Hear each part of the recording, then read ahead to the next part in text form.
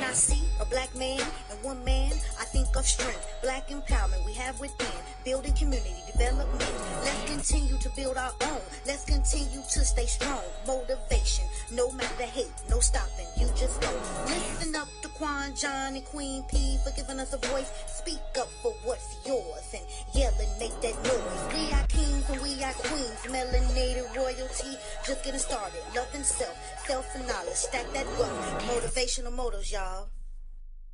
You know, and then the whole concept of foundational Black American, I was under the impression that Black folk, we're indigenous to the planet. So I'm thinking we're foundational. Wherever we go. Absolutely. We native Black people. So, you know, I'm a Pan-Africanist myself, but I'm a Pan-Africanist because I rock with Black folk throughout the whole diaspora. You know what I mean? I'm for Black folk, period. Regardless of what language we speak, whether it's French or whatever, Spanish or whatever language we speak. And it's not just American Black people. It's like I said, it's the diaspora. If you're from Ghana or Nigeria and you think that your culture there makes you better than someone in Jamaica and a person from Jamaica. We got a problem. Right. Like, and then we're so connected. The only difference is, according to my opinion, is the fact that our cultures are different. Right. It's just a different culture. I mean, think how different life is in Virginia from life in New York. The cultural situation. Culture. I mean, look how different it is. I don't know if you've ever been to Chicago, but like the culture on, say, like the South Side to like the North Side, it's a different culture there. So, you know, it's culture. That's all it is. But we're all connected. So that's where that comment came from. On that podcast, when my sister said something about, if we're so connected, why can't we get dual citizenship when dual citizenship got nothing to do with us being connected? So, yeah. Right. I got you. You brought up something really interesting. I'm not for a portion. I'm gonna stay on that, but he brought up something real interesting about, and you're right. We got that same temperament, because if we Black folks and we arguing amongst each other, and like you said, we got a whole enemy, and the whole enemy is looking at us bicker, by the way. You understand? Don't think that enemy is laughing. Don't think that he's ignoring us. He's looking at us laughing, and we're giving him more time to strategize against us. You understand? That's what we're doing. So, you know, there's a young man in my life. I'm gonna leave him nameless, that I'm gonna kind of compare what your comparison to his life. He has a baby mother, so this is his baby mother. He got kids and all that, and he comes at his baby mother really harshly. You know what I mean? You know, he calls her all type of bitches and all that. But this guy right here has never had a fist fight with another man in his life. So you ask yourself, I asked him, I said, Joe, that's your baby mother, and you can do whatever you want, but you can't be out here calling her a bitch and never fought another dude in your life. Right. You understand? So that's the same correlation with Black folks bickering with each other. You mean to tell me you gonna bicker with your brother, but you ain't gonna fight him over there? Right. Nah. Right. Crazy. Nah. That's soft, but go ahead though. In the analogy that you use, and I feel like it's really indicative of the fact that there is that real fear, right? Why are you going to fight the bigger enemy? Because you're afraid of it. Right. So you're going to pick the easy. That's what bullying is, isn't it? Like, let's get down. That's what it is. The very simple definition of that. It's bullying. So you're going to pick on the little guy because you know you can't. But when it comes to somebody bigger than you, you're afraid to fight them. Right. So I feel like as Black people and across the globe, like even here in Nigeria, we have these insecurities that hinder us from being able to work together to reach that ultimate goal, right? And that would be our own freedom, our own emancipation. But we fail to do that. Why? Because we're fighting with each other when we should be doing something else. Like you look at Nigeria. Nigeria gained its independence 61 years ago. I'm sorry, 61 years ago from the British. From the British, right? So Nigeria has been its own country for 61 years, and yet this country, on a civil level, is falling apart because the government don't care about the people, right? So there's this civil war going on in the country itself, but it's like. Forget about the fact that you in your own sense, beat the enemy, right? You have now segregated yourself from the enemy, and instead of embracing that, instead of making that something, you instead implode. Yep. Right. And then it makes other nations think, oh, well, they should have just stayed. They should have stayed a British territory. Right. And it's a damn shame. It is a shame. It is. But the same thing happens back home in America. Yeah. And a lot of Americans say, okay, well, I want to leave America because I want to go to Africa. And then the reason that I mentioned your sister's comment was because so many people do think that way. Like, Africans, they don't want us. Nigerians, they don't want us. And in a sense, that is true. It is true. Because when I came here as a Black American and people found out, okay, she's smart, she's cool, she's not disrespectful, she's not twerking. Where was that girl in your video? You posted a segment of a girl twerking at the National Monument. Right. Wow. At the night. But that's what they see, right? They think that all Black women, that's how they get down over here in the States. That's what they think, right? That's what they see. So to them, all Black Americans are pimps and hoes, and we all got problems, right? Because it's our music, it's our television, that's the only thing they consume. So when I came here, and I was an educated woman and I was respectful and I had talents, they were like, oh my God, you're more like Nigerian and not American. That's crazy. Say what? Welcome to the magical melanated mountains of Black beauty. This is the Emancipation Movement.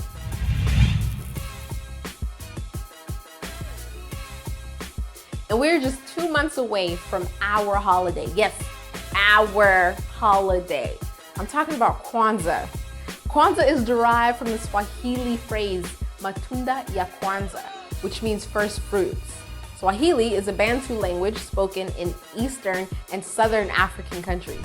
Kwanzaa is a Pan-African holiday created in 1966 by Dr. Maulana Karenga, a professor of African Studies at CSU Long Beach. Kwanzaa is a 7-day holiday that takes place from December 26th to January 1st. It was created out of the desire to create a holiday for us, both Black Americans and those from the African diaspora. But most importantly, it was created to instill pride in ourselves during a time when we were told being Black was wrong. But we all know Black is beautiful.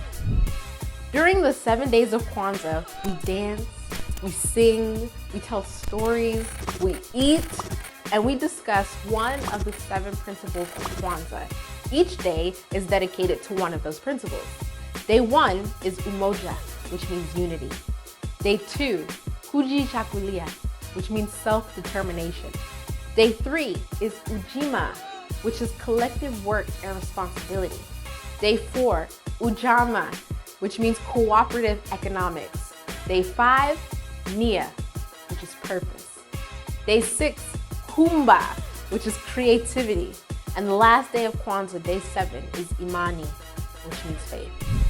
Whether you celebrate Kwanzaa with your family or you've never celebrated Kwanzaa before, join us this year in the celebration of our holiday.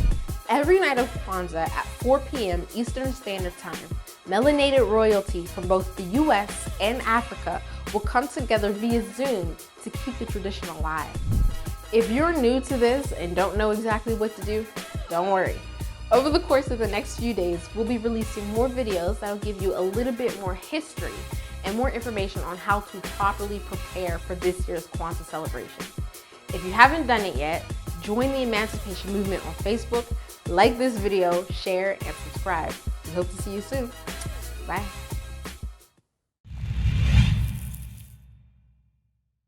But I mean, who knows? The fact that we are so disconnected from our roots, you might have Nigerian roots. I'm pretty sure. Right? That's what I'm saying. As Black Americans, we're the only people that can't go back home to our people because we don't know them. Right. You know what I'm saying? My wife is Guyanese. She's from Guyana, from South America. She can go back home to her people. You understand? Most Dominican people, they can go back home to DR and know their people. We Black people, we don't know who our people are over there. But even if we find it, like your sister was saying, even if we find it, it's true. You cannot get dual citizenship here unless you marry, well, I don't know, in Nigeria, I can't get dual citizenship, even though I'm married to my husband, unless I learn how to speak his language. Wow. Well, now, now, let me ask you, let me pose a question to you, Portia. What do you feel about that? Do you think that's, in my opinion, yeah. I feel like, yeah. You don't feel like, I mean, come on, that's cool. I feel like husband. Though I have permanent residency, he is my husband. He's not part of my family. So I feel like I should be able to gain citizenship. I'm not saying that you should have to speak the language overnight, but I really feel like if a person is going to be a dual citizen, they should encompass everything about the land that they're going to be standing on and getting money from. But what's the difference? That's all I'm saying. Yeah, I don't know. And I'm not saying, and you know, I'm not saying, I mean, and because I'm looking at it from the American standpoint, you know what I'm saying? You know, but think about it. You know, you have people that come to the country. Hold up now. They come to the country. They can't speak the language, but they can reap the benefits of the language. What do you feel about that? This dude can't speak English, my dude. You understand? He doesn't even have to know how to speak English, but he can take off in America. I guess the problem with that, though, is that America is such a melting pot that there are so many different languages. So to force somebody to speak English is messed up because there's so many languages in America. Right. And even still, that's a governmental stipulation, though. Yeah. That's a government situation, though. Yeah. Like it is. when my sister made the comment, she was making the comment as like a rebuttal to me saying that we're all connected. Just because there's a governmental stipulation, that don't mean we ain't connected. Right. It just means there's governmental stipulations in place to keep us from having dual citizenship in certain countries. You know what I mean? Right. So, that is true. It's a federal regulation, but there is still that connection. Like when I go out, most people think I'm Nigerian until I start speaking. That's because I look Nigerian. Right. So, and then when I go out, and they just going on a skin complexion, because you want to know something. Had you be a light-skinned woman, they wouldn't think that. That's not true. Am I right? That's not true. You don't. No. I'm not. I know it is, but instinctively they think you're Nigerian because of the complexion. In my opinion, I don't. It's just Americans think that. I don't know if Nigerians think that. Okay. There's plenty of light brights out here. Yeah, of course. So but you said that they think that you're Nigerian in Nigeria. Didn't you just say that? Yes, and I don't think it's because of my complexion. It's my facial features. Your facial features. Oh, okay. Mm-hmm. Because so recently I was in the market and I see this woman walking down, and I lied to you not. I swear on everything, I thought that was my sister, my oldest. Get out of sister. here. She looked just like her. Just like her, and it was crazy. I didn't know this woman. She was just walking down. Are you serious? She looked just like my sister. Then if you look at my husband's cousin, she looks like my auntie. She passed away now, but she looks just like her. Right. It's crazy, right? But what I'm saying is that connection is there, and it is genetic. Even if my lineage isn't from Nigeria, but let's say like Benin or Kenya, even. Right. That connection is still there. That tie is still there. But if we recognize it, it is for everybody. Because Rashidi, like you said, humankind stems from Africa. Right. So absolutely. Everybody on this planet has that connection. That's right. Everybody in this, every person can say that they are African because they have it in their DNA. Right. In a sense, if you want to look at it realistically, Right. Rashidi, let me ask you something. I don't mean it's not getting off the subject. I just want to chime in on what you feel about the state of the educational system, not the state of the educational system. What's your thoughts and on us educating our own Black children as opposed to putting them in the school system and letting them get brainwashed, so to speak? I feel like it's probably best to, teach our own kids and homeschool our kids. I think the issue is I don't think a lot of people are in a position to do that. Right. You know what I mean? I don't think a lot of people to do the homeschool thing. You know what I mean? Right. Maybe they gotta get out now, here and go to the plantation. Right. Maybe now with you know what I'm saying, a lot of people still working from home from the pandemic. So maybe maybe now, but right. But yeah, I think that in addition to school, maybe, you know, parents should, you know what I'm saying, set aside some time to counter, you know what I'm saying, with kids, because they're still getting taught about Christopher Columbus, man. They're still getting taught about Christopher Columbus, and you know, there's no real Black history, if you will. It's not in school. It's all the basics. They still run them up with Brother Martin. Yeah. They we might only know Martin and Malcolm. That's Martin the only kid. Malcolm They might very sprinkle some Frederick Douglass in there. They might sprinkle a little Frederick Douglass in there. I learned about Malcolm was outside of school. I just remember seeing his picture and his name. Right. And that was right. it. Right. Yeah, it's like when it comes to like Malcolm and it's just real brief, but they run them up with Brother Martin, Rosa Parks. Yeah.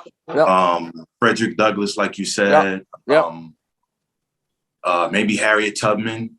Something like that. Yeah. All the cliche names, right? Right. That's about it. We don't know about Fannie Lou Hamer.